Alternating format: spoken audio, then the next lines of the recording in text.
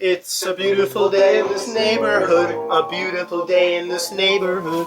Would you be mine? Could you be mine? It's a neighborly day in this beauty wood, a neighborly day for this beauty. Would you be mine? Could you be mine?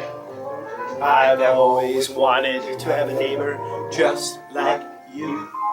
I've always wanted to live in a neighborhood with you. So let's make the most of this beautiful day. Now that we're together, we might as well say, would you be mine? Could you be mine? Won't you be my neighbor? Won't you please? Won't you please? Won't you please? My neighbor. Neighbor and friends. Hello, television neighbor. I'm glad we're together again. Today, we're going to learn about the brain and how we think, walk, and even talk. The brain, it's that special muscle that we use whenever we go to school or read a book. It can be confusing, but it is actually a lot simpler when you think about it. Your brain is a lot like a neighborhood, and in your neighborhood there's always a library. And in that library there are books, and they store and house books.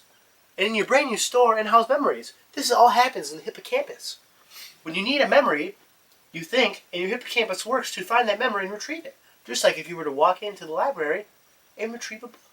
That is how your memories work. In your town, there are a lot of things you don't think about, like how the electricity comes to our lights, and how water gets to our sinks. Well, that's usually done by a utilities company, such as this. Just like your medulla in your brain. This controls your breathing, as well as your heart rate, and other vital things that you need.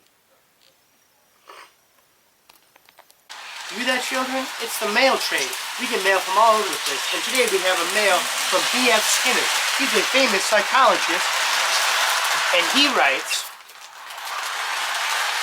Dear Mr. Rogers, I have heard that you are having a special on the brain. I just wanted to make sure that all the kids knew about the part of the brain called the thalamus. That part of the brain is like the mailman because it takes a message from one part of your body and makes sure it gets to the right part of the brain.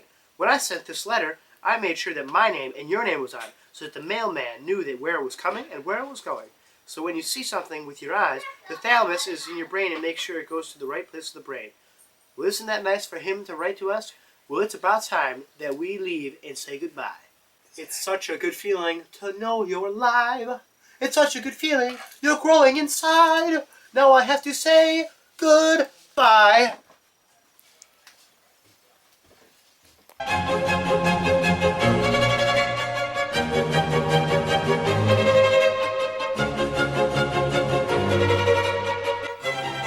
Well, children, now that you've learned about my neighborhood, I'm about to destroy my neighborhood.